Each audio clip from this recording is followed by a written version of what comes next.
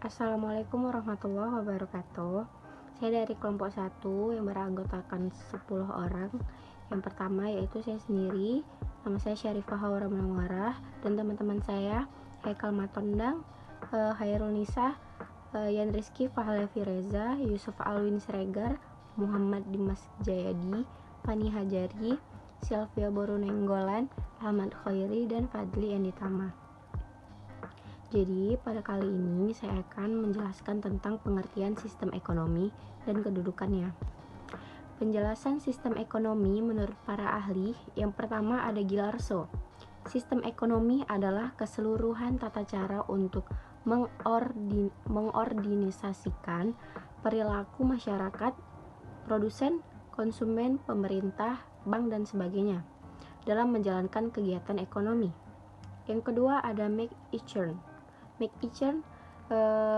Menurut McEachern, sistem ekonomi adalah seperangkat mekanisme dan intuisi untuk menjawab pertanyaan tentang apa, bagaimana, dan untuk siapa barang atau jasa diproduksi. Yang ketiga ada Muhammad Hatta. Menurut Muhammad Hatta, sistem ekonomi yang baik untuk diterapkan di Indonesia adalah sistem ekonomi yang harus berdasarkan asas kekeluargaan. Dari definisi tersebut, ditarik satu kesimpulan tentang pengertian sistem ekonomi. Pada dasarnya, dari definisi tersebut, ditarik satu kesimpulan tentang pengertian sistem ekonomi. Pada dasarnya, sistem ekonomi adalah sistem yang digunakan oleh negara untuk mengalokasikan sumber daya yang dimilikinya, baik pada individu maupun organisasi di negara tersebut. Adapun pemikiran sistem ekonomi berbasis agama, di mana sebagai integral dari ajaran agama Islam. Di negara hukum Indonesia, kedudukan ekonomi Islam sangatlah kuat sebagaimana kedudukannya secara umum dan keseluruhan. Saya Hairul Nisa, NIM 0506202230. Tujuan sistem ekonomi yaitu meningkatkan suatu kemakmuran dan kesejahteraan ekonomi masyarakat. 2. Meratakan suatu distribusi pendapatan di berbagai golongan. 3. Meningkatkan sebuah pertumbuhan dan kestabilan ekonomi. 4. Memperluas sebuah lapangan pekerjaan sehingga dapat mengurangi angka pengangguran. 5. Menentukan berbagai jenis, jumlah, dan cara atau teknik menghasilkan produk yang dibutuhkan masyarakat. 6. Mengalokasikan suatu produk nasional bruto atau PNB untuk konsumsi rumah tangga, konsumsi masyarakat, menggantikan stok modal dan investasi. 7. Mendistribusikan suatu produk nasional atau PN di antara para anggota masyarakat sebagai upah atau gaji, keuntungan perusahaan, bunga, dan sewa. Ekonomi kapitalis pada awalnya diperkenalkan oleh Adam Smith pada abad ke-17 Masehi yang didasari atas ketidakpuasan kepada para bangsawan Eropa yang memonopoli ekonomi pada saat itu. Adam Smith memperkenalkan gagasan bahwa kebebasan ekonomi harus diberikan kepada individu seluas-luasnya. Pada prakteknya, ekonomi kapitalis memiliki ciri-ciri sebagai berikut. 1. Penjaminan atas hak milik perseorangan, mementingkan diri sendiri, pemberian kekuasaan penuh, persaingan bebas, harga sebagai penentu, peran negara yang minimal. Keuntungan sistem ekonomi kapitalis adalah lebih efisien dan praktis dalam praktiknya, dan memicu kreativitas masyarakat karena persaingan yang bebas. Kekurangannya adalah dalam prakteknya ekonomi kapitalis cenderung memonopoli dan menimbulkan kesenjangan sosial. Oleh karena itu, ekonomi kapitalis tidak cocok diterapkan di Indonesia, menurut saya. Sistem ekonomi sosialis. Munculnya paham sosialis merupakan antitesa dari sistem ekonomi kapitalis. Ada keterkaitan erat, baik kritik Marx terhadap sistem ekonomi kapitalis maupun evidensi pijakan teori paham sosialis. Marx secara jujur, bahkan lebih jujur dari kaum feodal sendiri, mengakui bahwa pada tataran nilai, terutama kapitalis feodal, memang penuh dengan nilai suci dan luhur, dengan sikap dan adat seperti kerukunan, kegotong royongan, dan penghormatan terhadap penguasa atau bangsawan. Dengan tatanan nilai sosial di mana kedudukan di atas dan di bawah dianggap sesuatu yang adil duniawi. Namun, Dari nilai suci ini pula, Marx menemukan arah terjangnya terhadap kapitalis yang kemudian dalam teorinya dijadikan hulu ledak baginya untuk lahirnya revolusi sosial. Di belakang perasaan sungkan dan hormat masyarakat terhadap penguasa serta kepercayaan akan kebaikannya, tersembunyilah kerakusan-kerakusan kelas atas yang hidup dari pekerjaan rakyat.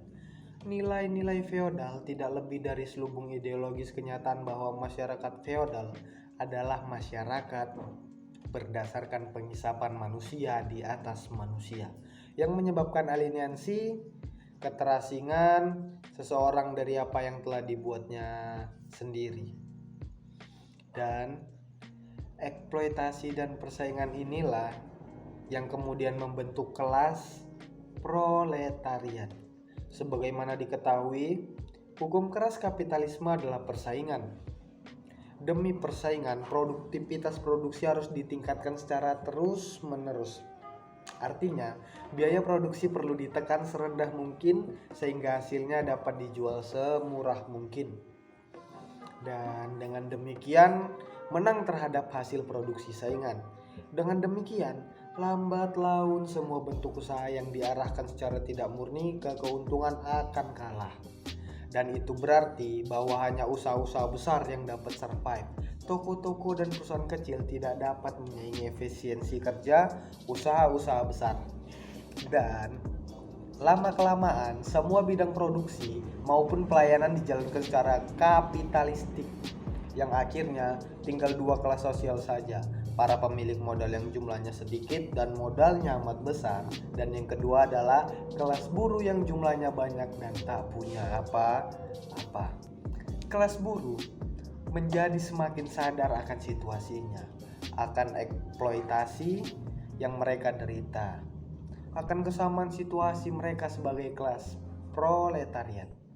Mereka berhadapan dengan kaum kapitalis, kemudian kaum buruh mengorganisasikan diri dalam serikat-serikat buruh. Dengan demikian, perjuangan proletarian semakin efektif.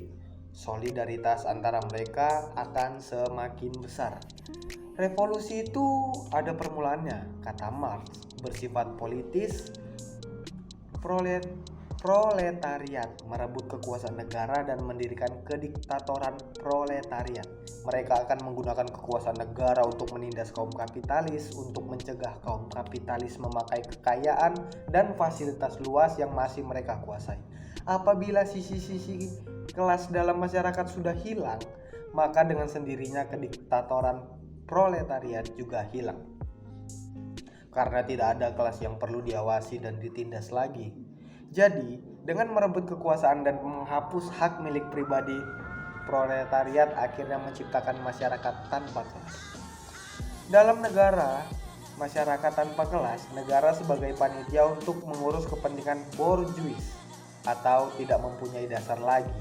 Negara tidak dihapus, negara menjadi layu dan mati sendiri. Maka komunisme itu adalah loncatan manusia dari kerajaan keniscayaan ke dalam kerajaan kebebasan. Assalamualaikum warahmatullahi wabarakatuh. Saya akan melanjutkan materi yang baru saja dibacakan oleh teman saya Levi. Berikut adalah peran-peran pemerintah dalam mengatur distribusi dari hasil produksi. 1. Negara sangat berkuasa dalam pemilikan bersama atau kolektivitas.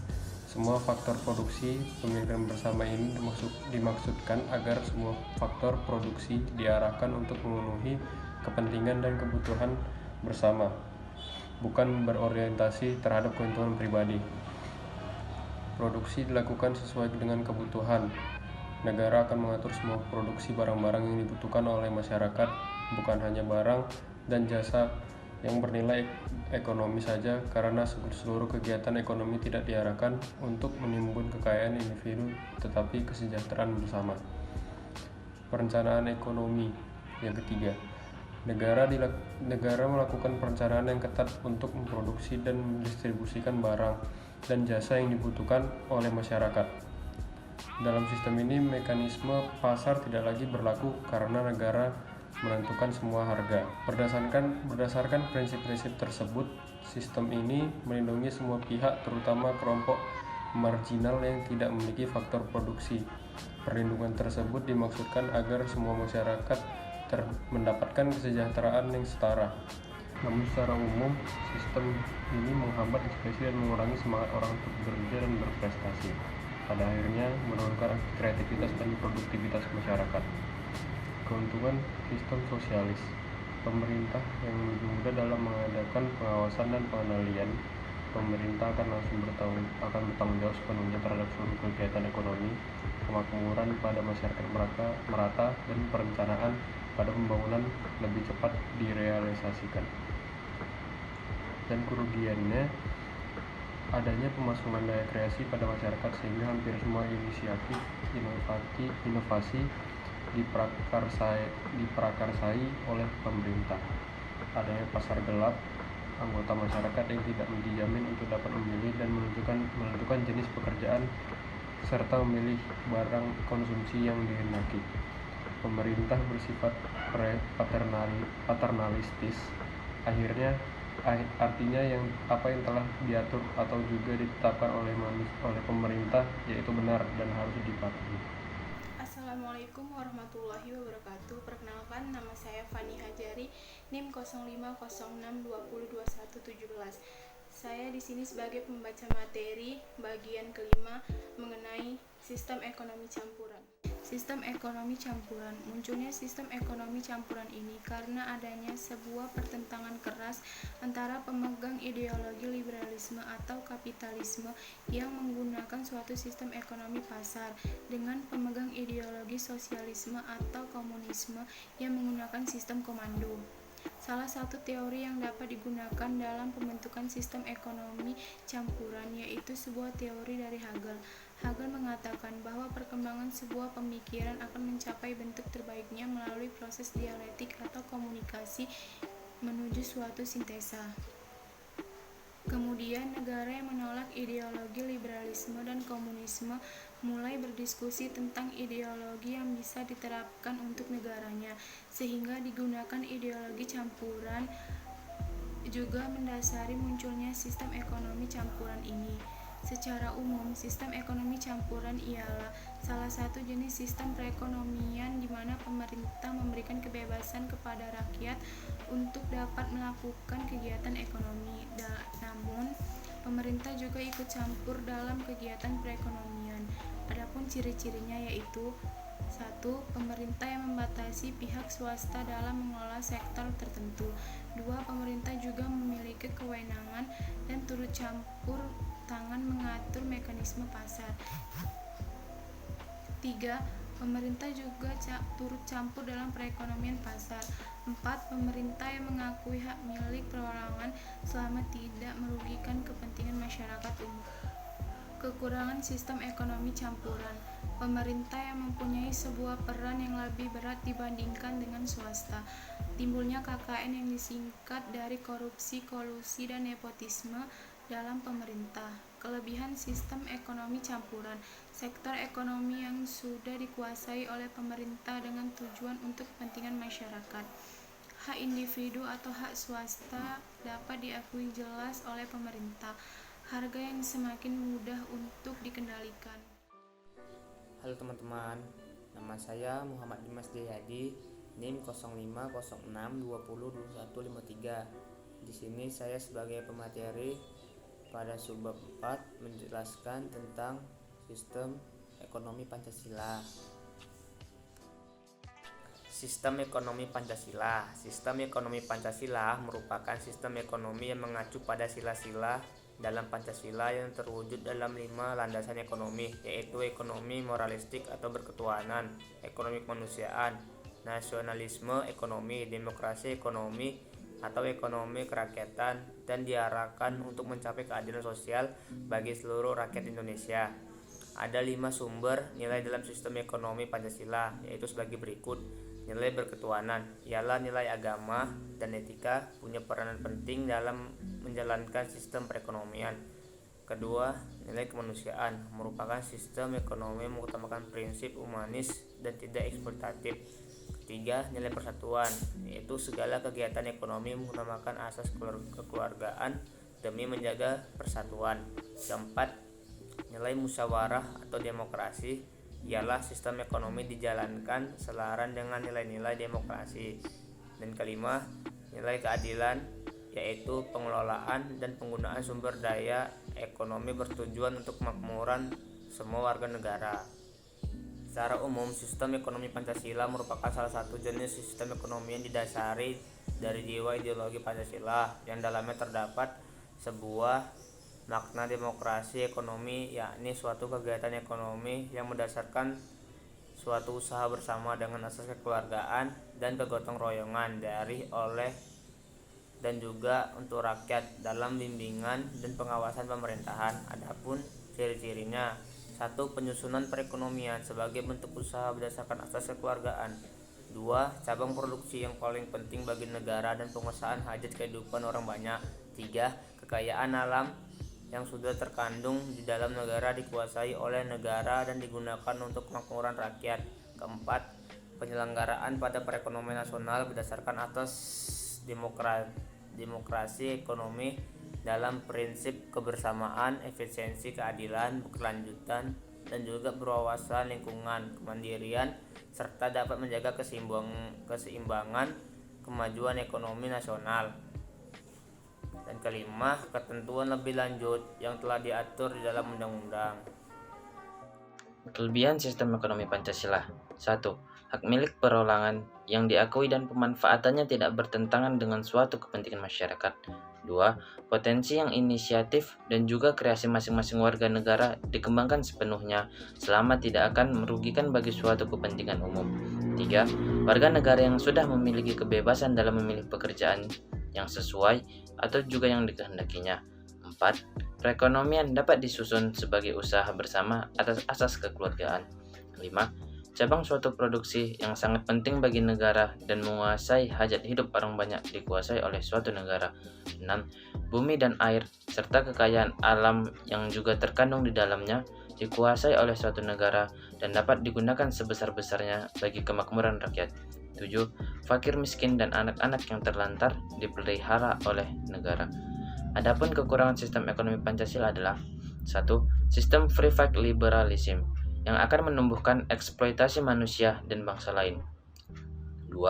Sistem etatisme. Negara juga sangat dominan serta mematikan potensi serta daya kreasi unit ekonomi di luar sektor suatu negara. Yang terakhir adalah pemusatan kekuatan ekonomi pada suatu kelompok dalam berbagai bentuk monopoli yang merugikan masyarakat. Saya akan menjelaskan tentang sistem ekonomi Islam. Sistem ekonomi Islam bersumber dari sekumpulan hukum yang disyariatkan oleh Allah yang ditujukan untuk menyelesaikan berbagai problem kehidupan, terutama dalam bidang ekonomi.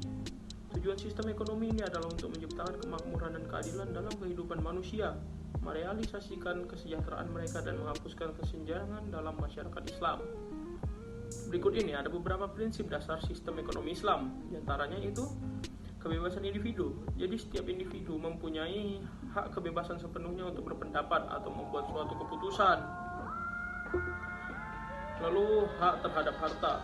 Islam mengakui hak individu untuk memiliki harta. Selanjutnya, ketidaksamaan ekonomi dalam batas yang wajar. Dan juga kesamaan sosial, jaminan sosial, dan distribusi kekayaan secara meluas. Dalam Islam juga ada larangan menumpuk kekayaan, dan ada juga larangan terhadap organisasi sosial atau bisa dibilang perkumpulan antisosial seperti berjudi, melakukan transaksi riba, menjual dagangan-dagangan yang mengandung zat haram, dan semacamnya. Assalamualaikum warahmatullahi wabarakatuh. Perkenalkan, nama saya Sylvia Burnenggolan. NIM saya 0506202205. Baiklah, saya akan melanjutkannya.